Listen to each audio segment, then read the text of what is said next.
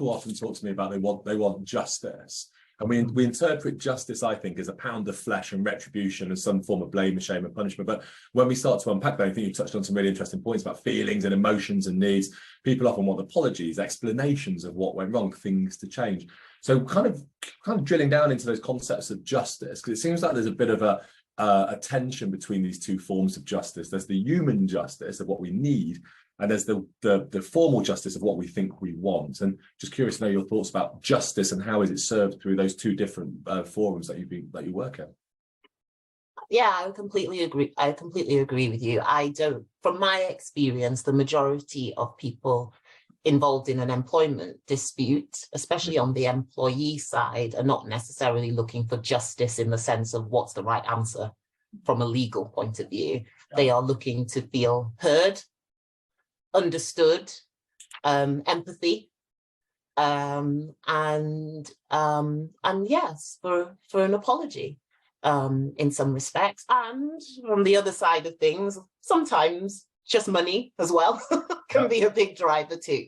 But I would say in the majority of the cases, it's looking to be heard and to be understood.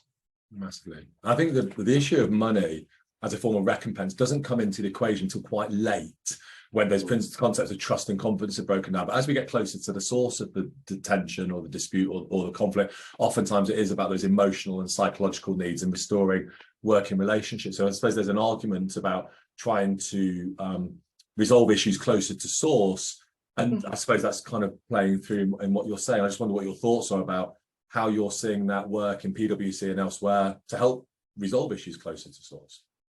So I think there is an understanding from more and more employers, I think, and it's come about because of focus on well-being, #MeToo, #Black Lives Matter, all those kind of movements. I think there is a larger understanding from employers that actually we need to protect our staff. We need to do the right thing. And if we can do that, they'll be happier, they'll be more productive, our business will do better, we'll have a better brand. And so then the focus becomes on making sure that disputes, issues don't arise in the first place, rather than, oh no, reactive, let's pay this person off, or let's fight this in court. So I do think it's become more preventative than it used to be. And as a director at PwC, I often talk to leaders in organizations who understand the problems, but always sort of subcontract out to the HR function or to the legal function. That's a legal issue, or it's an HR issue. You're talking about some real clear, discernible business benefits of resolving these issues constructively and actually adding value in our businesses. I just wondered, Tilly, as a leader, how far do you go in terms of helping other leaders within your organization or elsewhere kind of see the value of resolving this stuff constructively in the way you've described?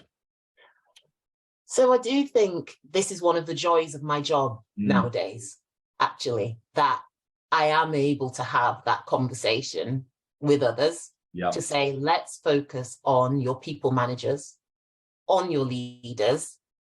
You know now what the business benefits are. I mean, we trot out all those statistics around, the more diverse, the better your bottom line, all those kind of things. So you know the business benefits. Let's think through now how we can reap these benefits for our own organizations by empowering our people leaders to be more inclusive, to manage people effectively in a way that's empathetic, so that we can protect the business and protect our staff at the same time. So yeah, I'm having many, many more conversations like that, as opposed to come in and sort out this mess.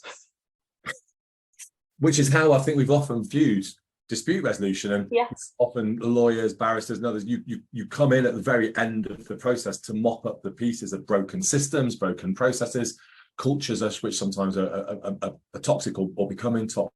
And it's so inspiring to hear the work that you're doing as a barrister, to be able to bring that thinking so much earlier into the conflict resolution process. It sounds like people are listening as well, Tilly.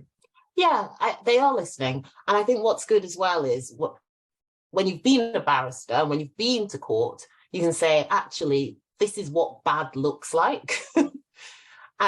This is what bad looks like. So actually, let's prevent this happening and focus on prevention rather than having to put Humpty Dumpty back together again after he's fallen off the wall. Let's prevent him falling off the wall in the first place.